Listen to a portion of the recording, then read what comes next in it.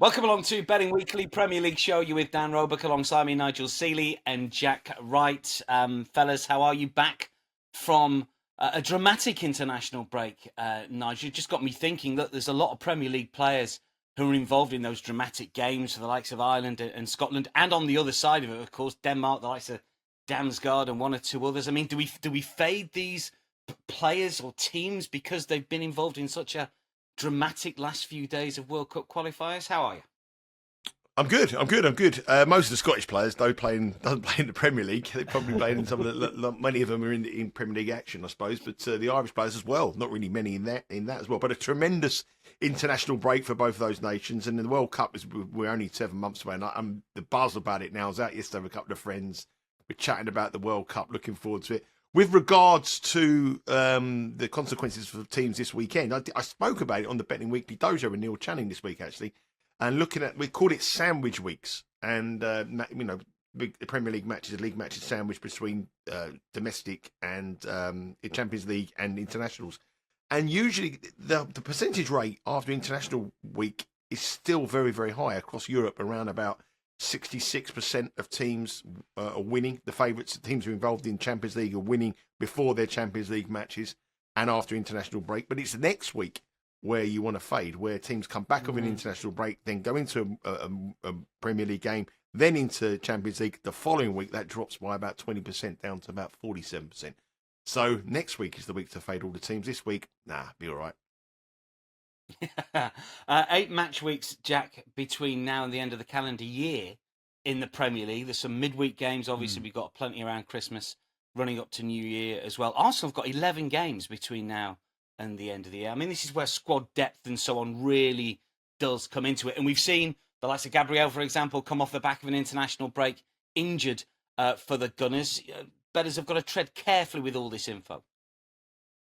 Indeed, greetings to you both. Welcome back. It's good to be back, and all our listeners and viewers. You have. There's obviously some teams have got real key players. Look, the obvious one out there is Haaland. If Haaland was to have been injured during that international break, then that's a bit of a bomb dropped into that Manchester City resurgence. Others can cope a little bit more. Be interesting to see with Arsenal. They've kind of had a little bit of rotation this season already. In that central defensive area, and kind of shown that they have got some good strength and depth there. And obviously that is the biggest part of their squad, isn't it? The defence. So we'll see how they go. Big test this weekend, of course. But they have shown that they've got the capabilities. Saying that, Gabriel is a big miss at both ends of the field. He is indeed, because we know how good he is from corners, set pieces, that sort of thing. And he's going to be a miss. But as Arsenal fans will tell you, the drop-off a few years ago was for the likes of Rob Holding. Now the drop-off is Nketiah and Mosquera. We're going to talk about the North London derby first off the bat. Nigel, Arsenal versus Tottenham, 11:30 on Sunday here. Gunners are minus 250 to win the game. They're minus 167 for the title. Tottenham got an awful record away at Arsenal. How are we planning a betting coup on this one? What's your thoughts on Arsenal Spurs? Well, before we go into the Arsenal game, your internet isn't so great, Dan, so I think there's a bit of a lag here. Where are you? I'm in Aldborough. Where are you? Suffolk. Aldborough. What you doing in Aldborough?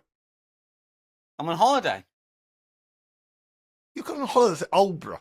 Where? I've never even heard of Aldborough. Anyway, anybody from Aldborough, let us know. The Aldborough Tourist Board. What do you do in Aldborough? What are the sights? What are the sights of Aldborough? We got planned today. Take the dog for a nice walk on the beach. You know, it's the coldest weekend of the year. It's sub-freezing cold, and you've gone to Aldborough. I mean, come on, Dan. We aren't paying you enough money here to go somewhere exotic. We've been in Aldborough. Anyway, let's go back to the Arsenal. The internet's not very good in Aldborough, but anyway, they've got. He's going to stay in tonight. Go to Blockbuster Video and watch a film around the fire. Arsenal against Tottenham. I think this is an intriguing match. I really do. I think there's a lot of favourites this week who probably will get over the line, but it might be testing for them. And I got a feeling this Arsenal-Tottenham match may not be as clear-cut as the odds suggest. Arsenal, obviously, the team to beat in the Premier League. They let us down last week by conceding those 2 goals against Sunderland. Sunderland were the last Premier League match. Sunderland were absolutely exceptional in that match. Arsenal didn't really do much wrong, I don't think, but Sunderland, we underestimated Sunderland, I suppose, and we underestimated their home crowd. Back at the Emirates is a different story.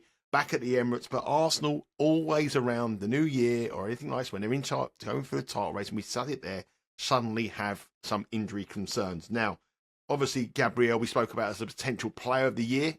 Down to, he's not going to be that now. He's going to miss the crucial part of the season, not only domestically, but in the Champions League as well.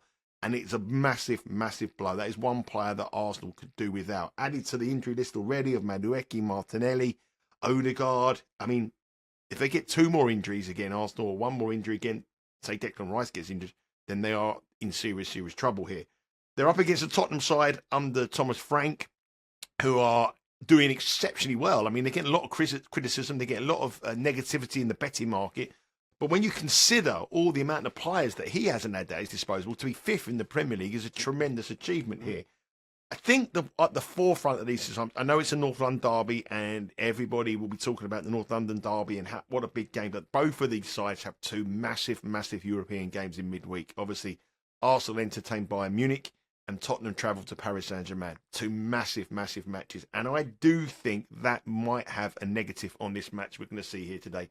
We'll talk about Gabriel. Gyökeres as well is a blow for them. If you look at the last 7 matches in this match, all of them are cashed over 2.5 goals, but that isn't the Tottenham side managed by Thomas Frank. I got a feeling Thomas Frank here will try to frustrate Arsenal, try to defend for their life and try to hit them on the counter. That's the kind of game I expect, like he did at Brentford, his style. And I got a feeling here this will not be the end-to-end goal-scoring match that we are going to see, due to injuries to both sides, due to the management of Thomas Frank, and also due to the fact that there's 2 massive, massive European Cup games in the middle of next week. So for me, my 1 new pick is on this match in the North London derby, and I'm going for under 2.5 goals against the norm, plus 102. I touched on it as well. It's very, very cold. It's the first real cold snap here. I've always said before, I think in cold snaps, but particularly more in the lower leagues of English football, you want to be betting the unders because of the pitch conditions and the players are a lot chillier. But obviously the Premier League's a little bit different, but I do think that has an impact in the game. It's a bit of a shock suddenly from where they were playing in 2 or 3 weeks ago, especially somebody's coming back from international break. I'm going to go for under 2.5 goals at plus 102 here. That's my first bet, official play, and it's a 1U bet, and it's swimming against the tide. 1U for Nigel. Jack, you have got a lean on this one. Similar theme. Yeah, same kind of bet, really. Just the line further up. It's under 2.75 goals for me is my lean at minus 125 for pretty much all those same reasons. I think we're seemingly on the same page there. I think that I was very tempted with between 2 bets here. That one and also Tottenham on a plus 1.25 Asian handicap, because I think it will be tight.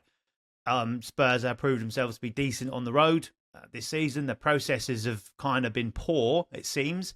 And the crowd is a little bit disappointed with the football being served up by Thomas Frank. But as Nigel said, he's had a lot of injuries to contend with, and they're still sitting 5th in the table. Can't seem to please the Tottenham fans at the moment. Great, exciting football and struggle. Not happy. More pragmatic football, maybe not great processes, but getting points, and they've certainly done that away from home. But I think if there's one game where the performance doesn't have to be great, but it's all about the result, then it's this one. So this one suits Thomas Frank to go into that bit more pragmatic style.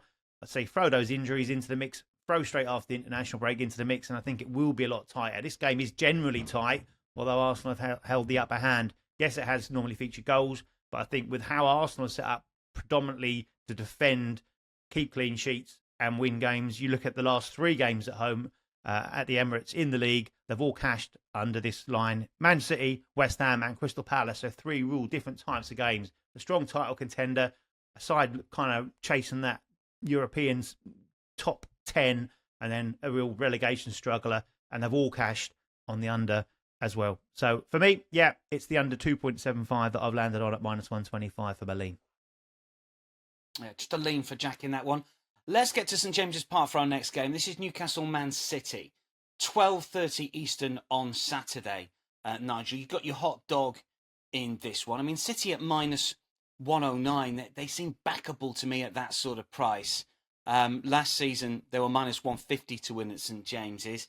I mean, we can dance around the money line as much as we want. I mean, should we still be backing Haaland here as well just to score? Because he keeps on scoring. But you've got your hot dog play on this one. What are your thoughts, Newcastle Man City? Well, start off with Haaland. He's obviously the first person you look at when you look at Man City games now. -121 to score. You know the maths. It's -150 or bigger. You want to bet Haaland. To score 2 or more, he's +340. And, that is usually a go-to thing. In midweek, he scored 2 in both of the international breaks, international fixtures. But he's got a very poor record against Newcastle. I think he's only scored 1 goal in 6 matches against Newcastle. Pretty poor record. But he is breaking all records this season. With the staggering amount of goals that he's played in the appearances, 32 goals in 20 appearances, which is just off the charts. Anyway, enough about Haaland. This has been a match where Newcastle have struggled to contain Manchester City from a goal scoring threat. Manchester City have scored goals in this fixture pretty much every time they go there. Last year it was a 1-1 draw, but prior to that, Man City went there, won 3-2. There was a 3-3 draw. City won 4-0. City won 4-3 as well. That is all in the last 5 years. So they've scored 17 goals in their last 6 visits to Newcastle. And I would argue this is probably a lot weaker Newcastle side going through sort of a bit of a bad time at the moment. Their home form is pretty strong, though. I mean, they've only lost 3 matches at home, but the 3 teams they've lost to have been Liverpool, Barcelona and Arsenal. So they only get beaten by the best at home. And Manchester City are the best. So I can see why you like the -108 here. Looking at Haaland to score 2 or more is +340. But if you take the whole of the Man City team to score more than 2.5 goals, you get +250. And they've cashed that in 4 of the last 5 visits here to Newcastle. I fancy goals. I expect City to win. I think Newcastle at home, the fans demand a performance.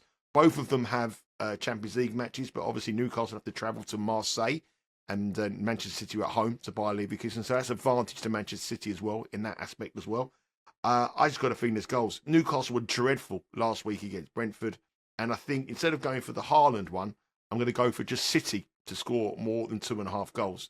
So City to score more than 2.5 goals here is my hot dog this week. It's +250 and it's cashed in 4 of the last 5 years in this fixture. I expect goals. I expect City to contribute to a lot of goals. I expect Newcastle to contribute to a lot of goals. But when you break it all down and look at the best way to get with it, both teams to score is very low, over 2.5, over 2.75, over 3 is very, very low.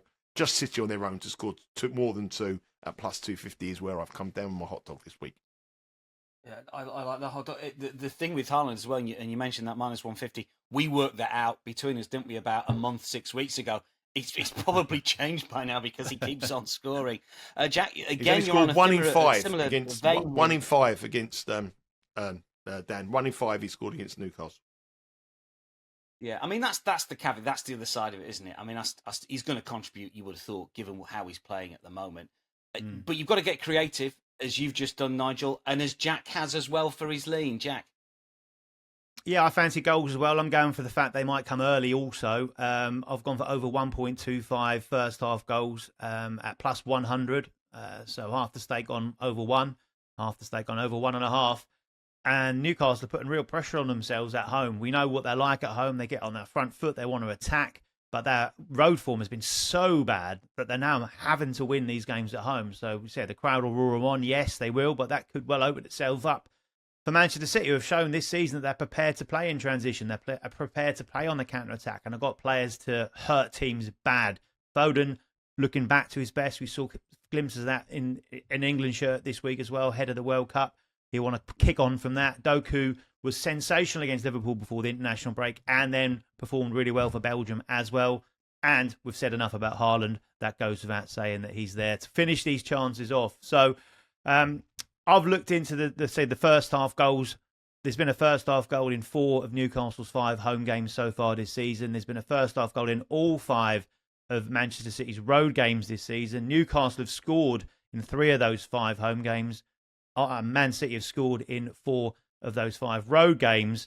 And when you look at the head-to-head stats, it's incredible. There's been a first-half goal in the last 24 matches between these two sides in the league. 2 or more in 15 of those, and in 6 of the last 9. And when you just drill into the data at St James's Park, there's been a first-half goal in the last 12 league meetings between these two sides at St James's Park. 2 or more in 7 of those 12. And in 5 of the last 6. So that's where I landed on this one. I do expect goals as well, given the dynamic of the game. +100 for over 1.25 first half goals.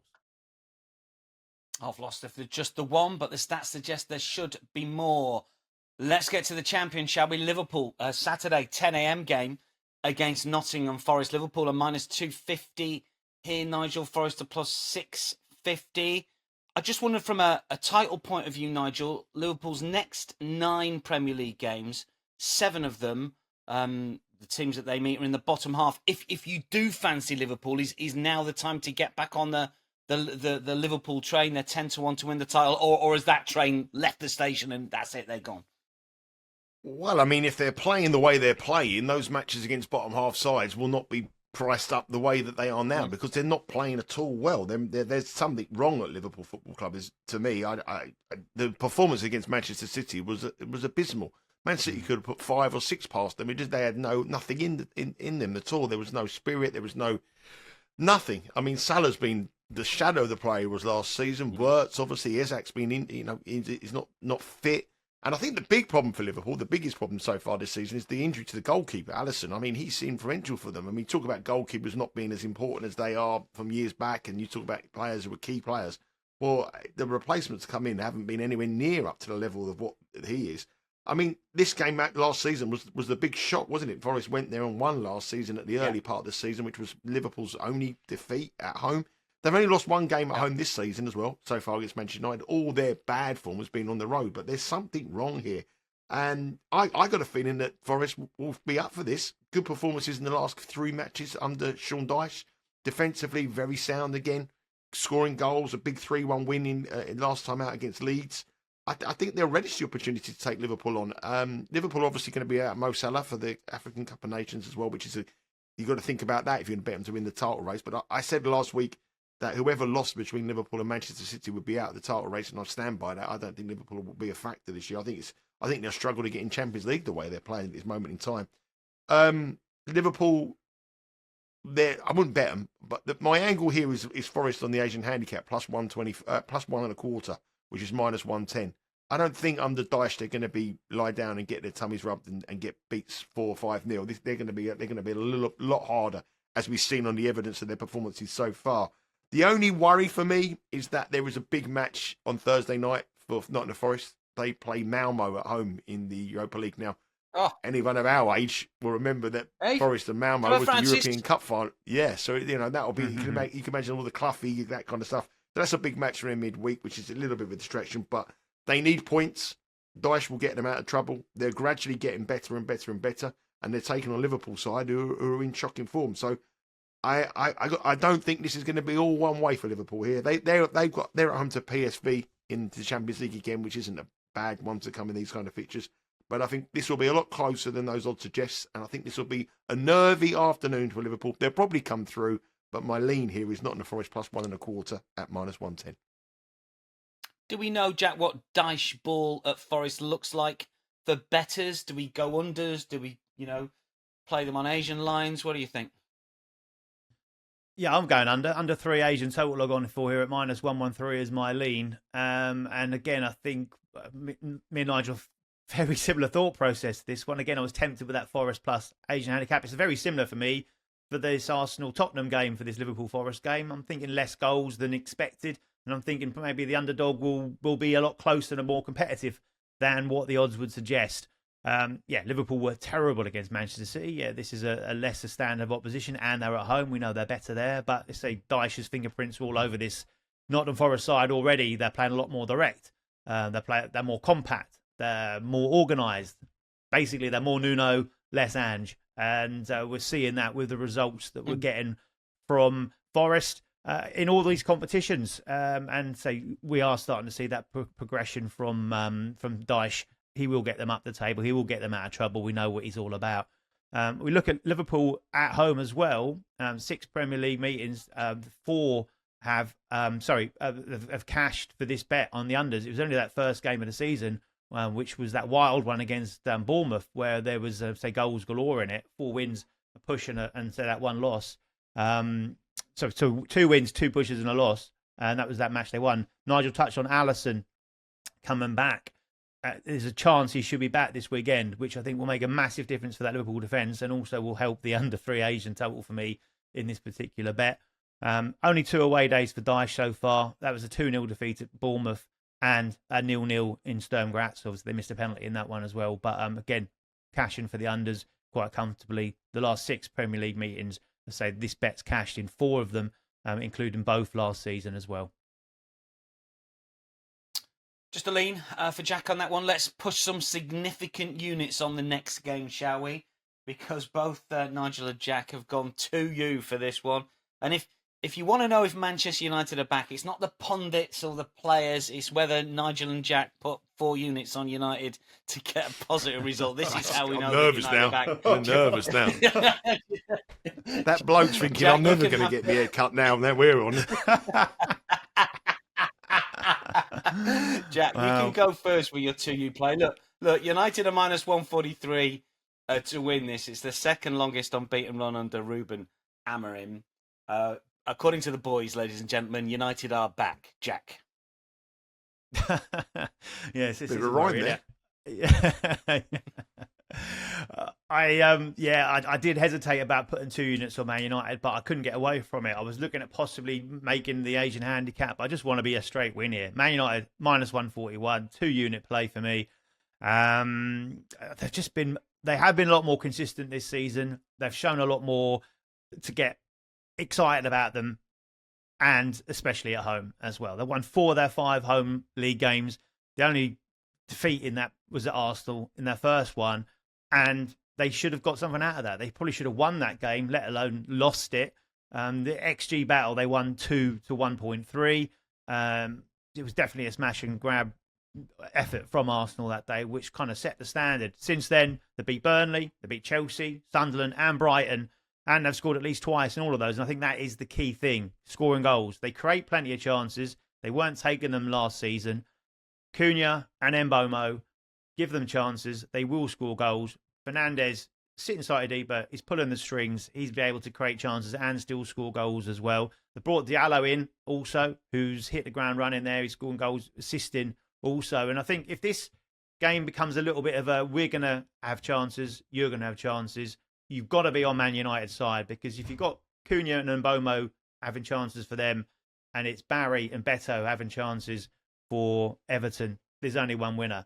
And Everton have been poor on the road. Only one win on the road for them this season, and that came at Wolves. Does that really count, given the current form? It certainly doesn't really excite it too much. That draw with Sunderland, which they still lost the XG battle in that one. Sunderland started really, really slowly, but defeats to Leeds, Manchester City and Liverpool. And so that Wolves one was the only one where they actually won the expected goals battle in it. They've also got a terrible record at Old Trafford. Man United are unbeaten at Old Trafford against Everton since 2013. That's a run of 12 games, and they've won 8 of those as well. I think United will dominate this game, possession and chances, and they've got the better players in those key areas to finish those chances off. So I am taking Manchester United to win. They're back. 2 you for Jack, 2 you for Nigel as well. Slightly different bet. Yeah, I've gone for Man United minus 0.75 at minus 113. So if they win by 1 goal, we win half a unit. But to combine, we'll win 3 units. But I think they could win by more than 1 goal for those reasons that Jack said. They score loads of goals. They scored at least 2 goals in 8 of their last 10 matches. Everton dreadful on the road. Their home form has been okay, but I expect them to be a little bit better than what they have done so far this season.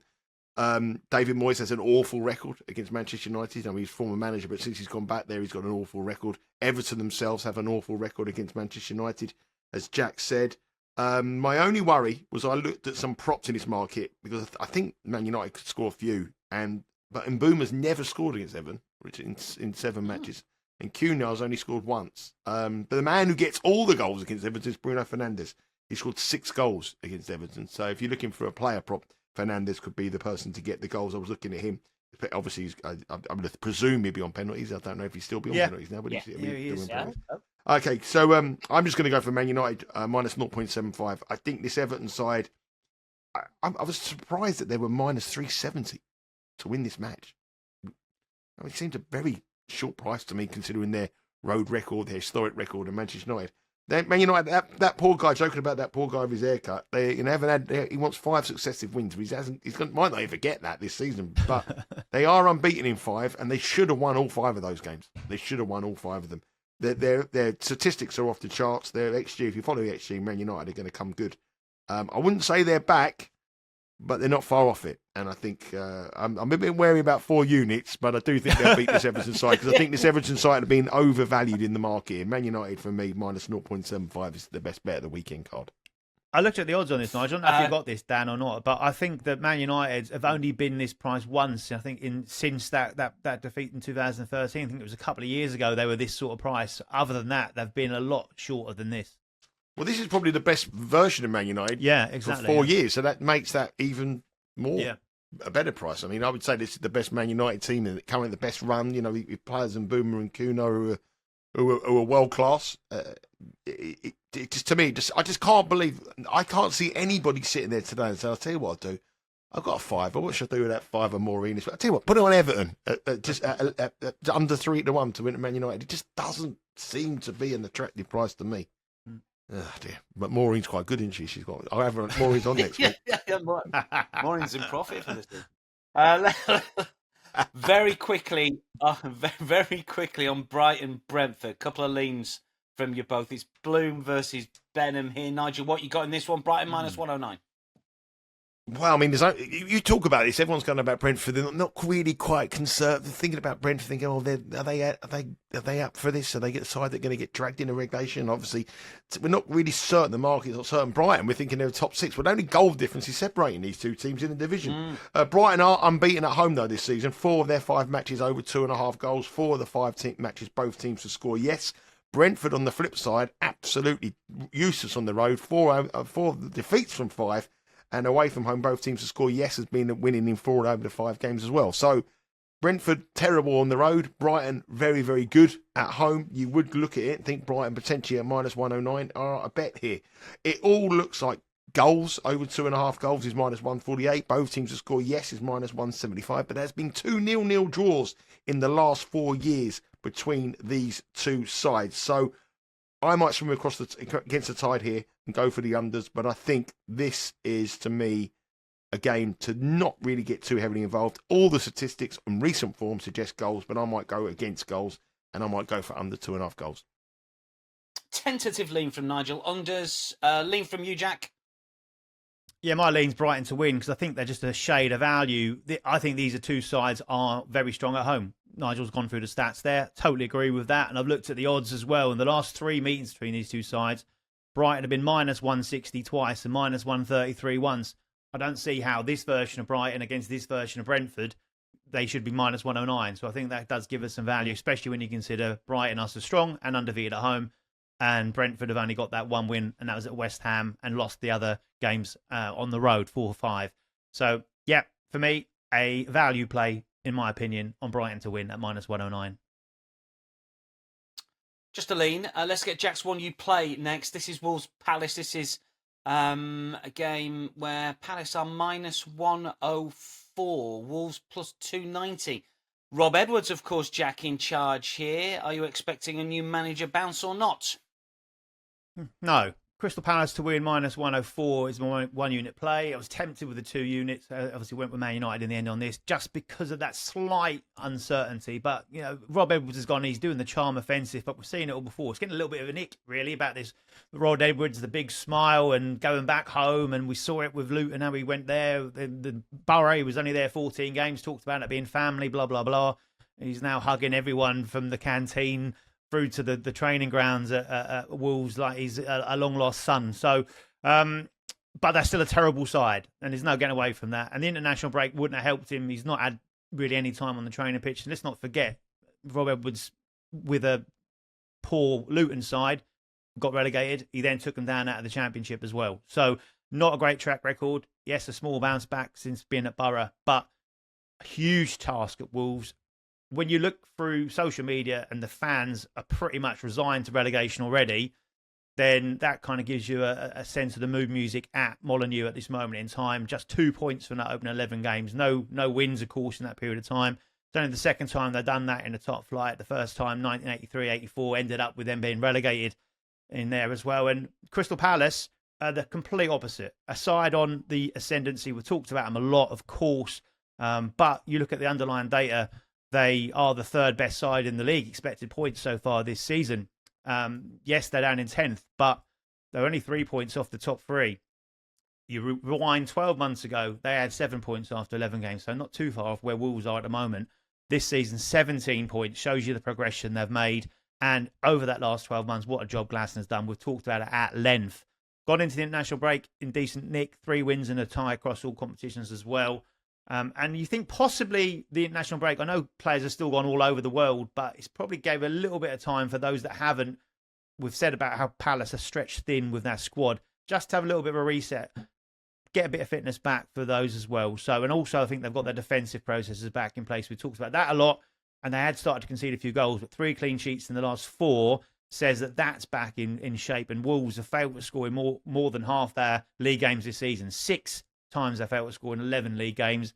They've conceded 15 goals in their last 5 in all competitions, and they haven't kept a clean sheet in the league all season, and they've shipped 14 goals in 5 home league games. And with that threat that Palace have, Mateta, Sarr, even the likes of Munoz pushing on forward, I think that is a recipe for Palace to have a field day here. And when you look at the record as well, that they've won 7 of the last 9 meetings between these two sides, it has to be Palace for me at -104. You've got a different take on this one, Nigel, haven't you, my friend? Wolves are -835 to go down. What do you think? I was actually quite tempted to put Wolves in as my hot dog, actually. They were 3-1 this morning. They got bet into +290. I know they're poor, and I know Rob Edwards. I'm not really convinced about the sign of Rob Edwards. But I said before last week that Crystal Palace, before the Brighton game, I felt that the players, the same team, are playing every week and in and out of Europe, the Europa League, Europa Conference League as well. And I felt that they would find it tough. And they didn't perform very well against Brighton. It was a 0-0 draw, and it was probably one of their worst performances of the season. They're virtually playing like 14, 15 players every week. Palace, you know, their starting 11 picks itself. And this week you've got Wharton playing for England, you've got Mateta playing for France, you've got Kamada playing in Japan, you've got Lerma in Colombia, Sarr playing against Brazil for Senegal. That's a lot for Crystal Palace. Crystal Palace have never had it where 10 of their starting 11 are playing in World Cup football, international football. Gaya got a knock, didn't play for England. He's doubtful for this match. Probably will come back. And then they've got to go again on Thursday against Strasbourg in the Europa League, Europa Conference League, sorry, which is probably their toughest match of the whole campaign. I know Wolves are bad. They're the worst team in the Premier League.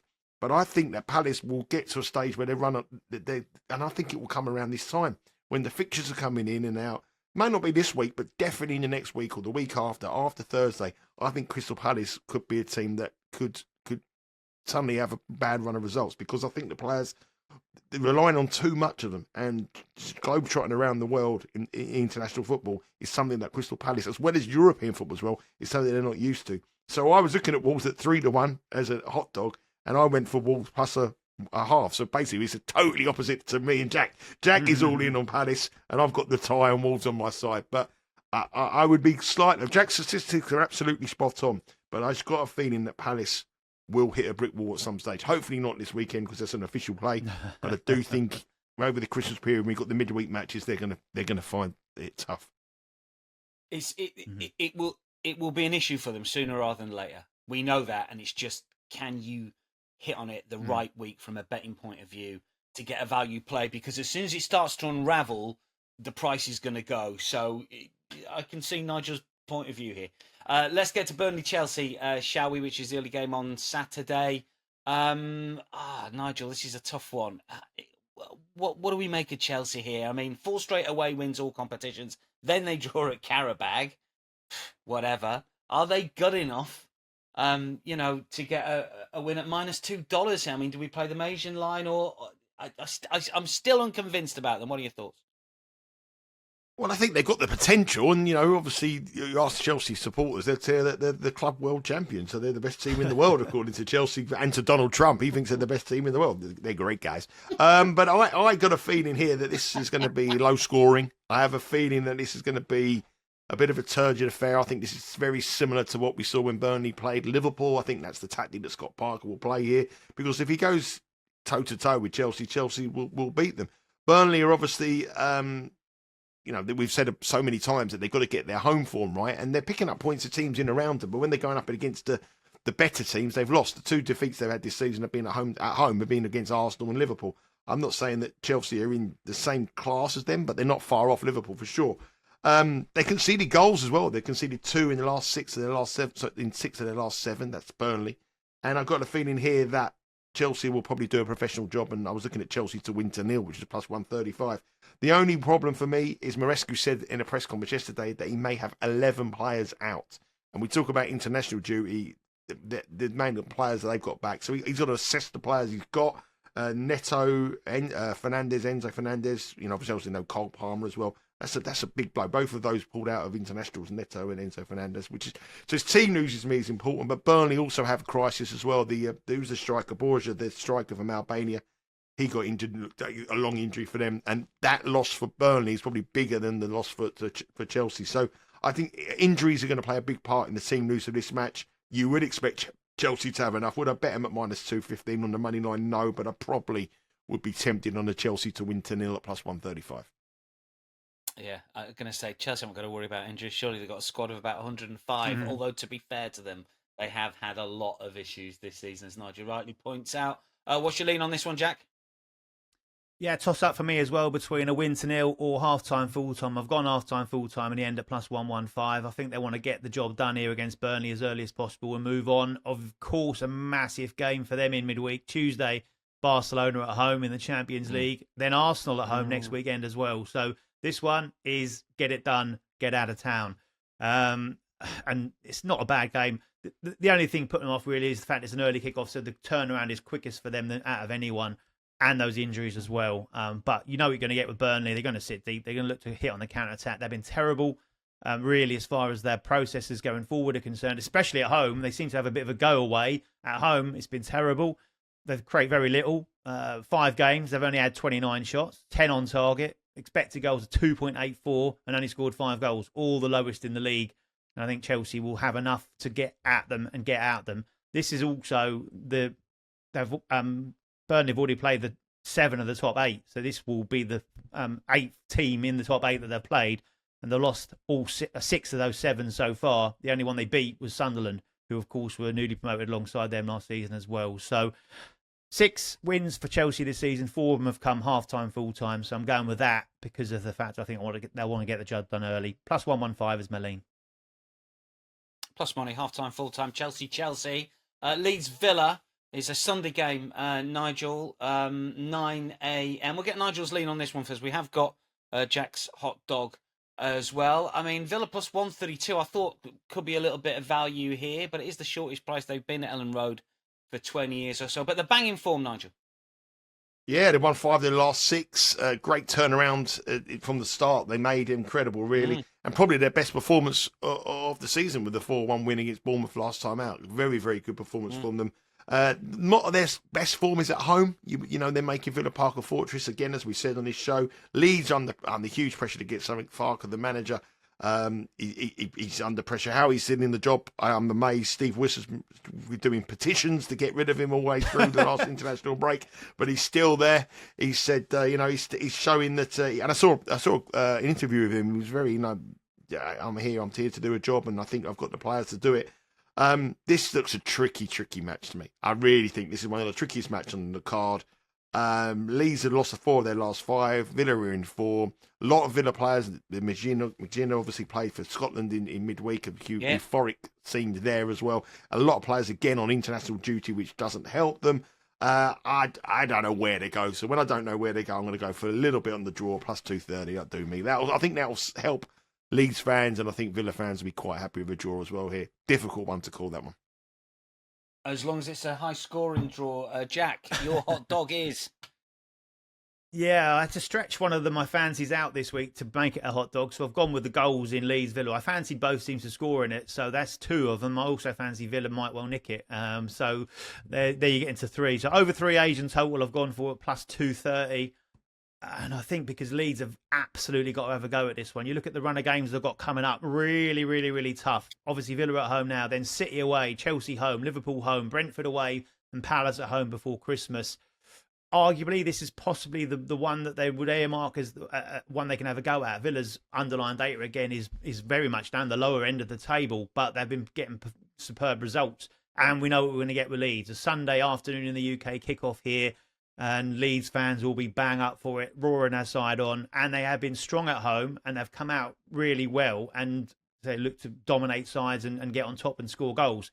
The last 3 games here have all seen at least 3 goals. There's 2 pushes and a win. That 2-2 tie with Bournemouth. I say I wouldn't be surprised to see a similar outcome in this one. They will have a go at it. And say Villa are in very, very good form. 6 wins in their last 8. 5 wins in the last 6 in the league. 8 of the last 10 in all competitions. And in those games, there have been goals. 2 wins, 2 pushes, 2 losses as far as this bet is concerned. Only 1 clean sheet away from home, which will give Leeds encouragement, especially how they play at home. But that strong firepower, I think, has just caught my eye a little bit. Buendia, I know you like me dropping an ex-Norwich player into the mix, so there's the one for this week. But it's great to see him back. Fantastic free kick from him. I know what he can do as far as goal scoring and assists are concerned. Morgan Rogers, there's a debate whether he should be in instead of Jude Bellingham. It says his standing and his performances at this moment in time. Watkins, we're still waiting for him to fire, but when we know that he probably will at some point this season, so why not here? But they've got strength off the bench. Malen scored last time out. Barkley even came off the bench and scored. They've got Sancho there, we know is a game changer as well. And big for them, Tielemans came off the bench against Bournemouth also, and he also played twice for Belgium in midweek to recover from his injury problems, made 80 minutes across those 2 games, a couple of assists in that last one against Liechtenstein, but he's big for them to have available to play as well, pulling the string. So I think there's a lot of creativity, a lot of goals, and this will be an attacking game. So that could well see this over 3 hit quite well at plus 230. So it's my hot dog. Lovely. Hot dog for Jack then. Leeds Villa over 3, Asian total at plus 230. We have got a couple of Saturday 3 p.m. local, 10 a.m. Easterns to wrap up with before we say goodbye for the weekend. Bournemouth, West Ham. Nigel, first we're going to tackle here. I mean, I don't know if Bournemouth are in a little bit of trouble or not. They've lost their last 2, but they were both against teams that finished in the top 6 last season. I guess there's no real need to panic for Bournemouth fans or bettors, or is there? Minus 167 against West Ham that, I don't know, are on the improve maybe. I think the thing is both of those are away from home. At home, Bournemouth are a different animal. They've played 5 matches, won 4, drawn 1, only conceded 2 goals, which is the second best home record in the Premier League, apart from Arsenal, which is an interesting thing there. West Ham won their last 2 matches, as well as you said. I mean, everyone said they're awful, and they've won their last 2 matches. I think this is a tricky one to call. Semenyo, I read somewhere yesterday. Semenyo might be he's been touted around, hasn't he? He's been turned around a little minute. I think once you start touting players like that, their head gets turned, and I think it's a bad thing to do. Absolutely. In the January window. Agents are in there. You know, he's going to talk. People are talking about him as a replacement for Mo Salah. I mean, why would you want to go to a club and be a replacement for someone? You know, for 75 million or 80 million, you want to go there and be the main man. I mean, Tottenham are linked with him as well. Suddenly, he's got a knock. Does he fancy it? And it's going to be freezing down the seaside as well this weekend. It's the whole of the UK's. Yeah, tell me about it. Yeah, I mean, you're on your holidays on the beach. Yeah, you're in wherever you are. In the place in England I've never heard of. Yeah, with internet from the 70s, well, not the early 90s. I think this is a tricky one to call. I think the one thing I would say here is obviously I think West Ham have gone the upward curve, and I would say that Bournemouth is slightly on the downward curve.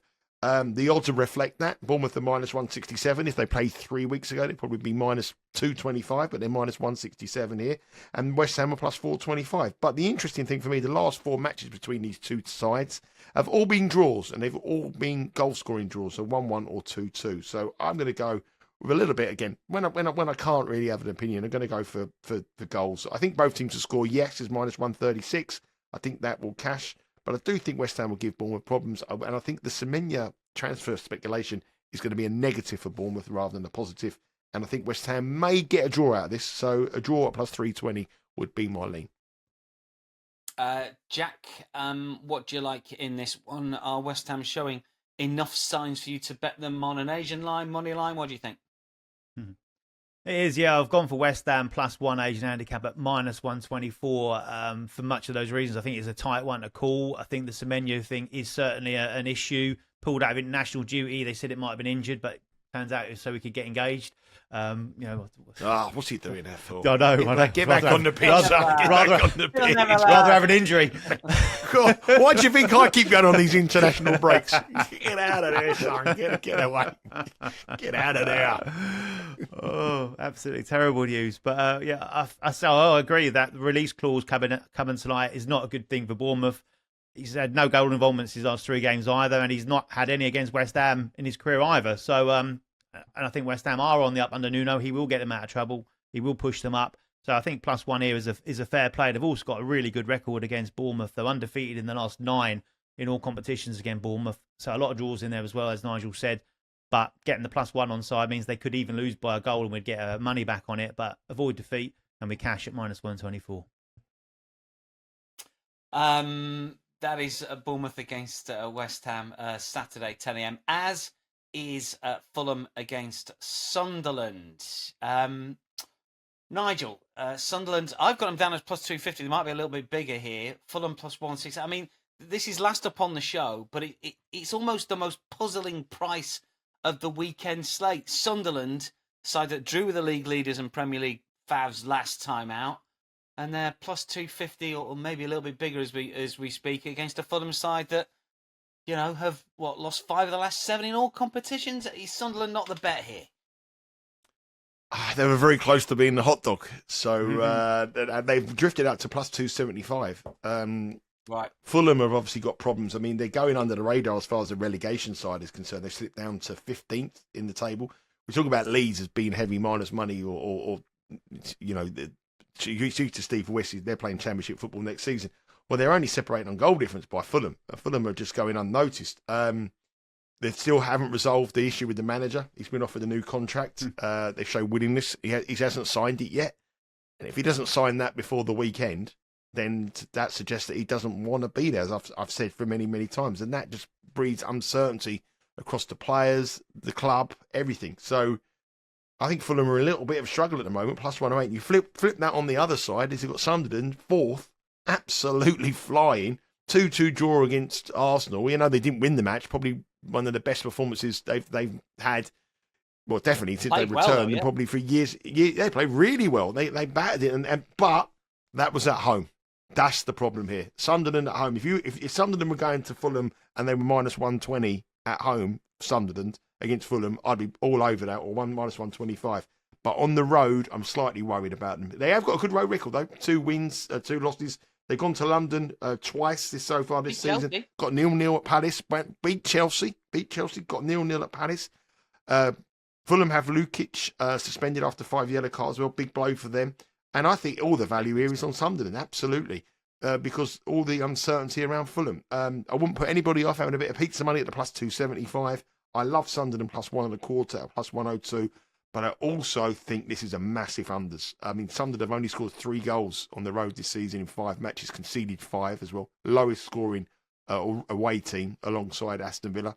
And if you look at Fulham this season, they've only lost 1 at home and they've only conceded 3 at home, which is the 3rd least in the Premier League. Arsenal and Bournemouth are the only 2 teams who conceded less goals than Fulham. So low scoring, 1-0 Sunderland, 0-0.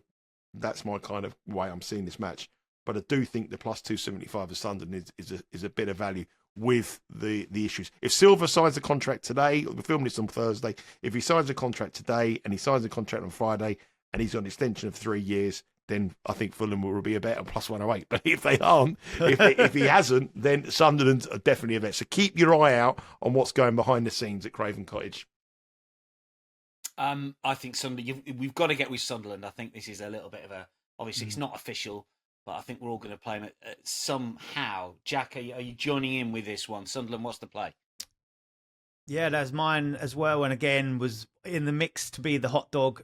Just swerved it because of a couple of reasons. But Sunderland plus quarter goal, 0.25 agent handicap, -105 is Moline. And so, Fulham just seem on a downward spiral. We've talked about it a fair amount, to be fair. Yeah, that Silva contract thing. Also, he just does appear to be pretty unhappy, generally speaking. They lost 5 of the last 6. That only win came against 10 men Wolves. So not only Wolves, but Wolves down to 10 men as well. They're 7 points worse off than they are this time last season, only 1 point above the drop. So it's all negative stuff Jimenez is their main and only striker, really. He's obviously been in Mexico playing in the World Cup, and we know he's got not the best injury or fitness record, so that would be a slight concern. Been very solid at home, as we pointed out, but those wins come against Wolves, Brentford and Leeds, three of the worst travellers in the Premier League, and we know what Sunderland are like, and I think they'll be bang up for this, and they could make it very uncomfortable for Fulham. So they continue to impress, and I'm not ready to hop off that Sunderland train at the moment. That 2-2 of Arsenal was superb. I think the bounce back from that defeat to Manchester United, we wondered how they'd react to that. I think that's a great sign for them, that 2 wins and 2 draws since that defeat to Manchester United, and only 1 defeat on the road. So that was their only defeat on the road in the last 4, including trips to Chelsea, Palace and Nottingham Forest. So a fair body of work there. The injuries for Fulham and the reliance on Jimenez, for me, I think Sunderland will get something out of this. So the plus handicap is the way in for me. Wonderful. Nigel, Jack, thanks for your company. Good luck to one and all. We keep everyone up to date with our X feeds. I'm off to have some lunch at the Aldeburgh Coast. I'm going to go to the Ash Smoked Fishes. Do you want to know the menu, Nigel? We've got some nice hot smoked fish. Really. We've got some tuna. We've got some mackerel, smoked mackerel. Got a bit of smoked Don't teal. like Actually fish. caught from Don't just like off fish. the coast. We've got some cod I roe. prefer to go on a sunbed, have a pina colada brought to me by Nikita from Tennessee. And I like sitting there. I don't want to be going down there with the dog in the freezing cold. My holidays are 32 degrees, 110. Nice ice cold Stellas and watching the beautiful scenery around me on the beach. And get on the If you want to do that, Dan, there's a lovely sunbed shop called Sundays. Nikita, the owner there, will bring you a lovely pina colada while you're having a little 6 minutes on the stand-up. It'll be superb. Can't recommend it enough. I'm Just surprised outside they've got a Southwell. restaurant in the place he's at, Aldeburgh or wherever it is. Like the land lovely that time lighthouse. forgot. A lovely lighthouse. How long are you there for? Back on Saturday. 1998. Oh, jeez. That is a wrap from Betting Weekly Premier League show Matchday 12. Get your picks and comments in. Get your restaurant recommendations in for Obra on the comments. I'm here for the next few days. Don't forget the live show 11 a.m. Eastern every midweek day. Follow us at Because We Win. Subscribe to our YouTube channel. We'll be back next week for more Premier League fun. Have a good betting weekend.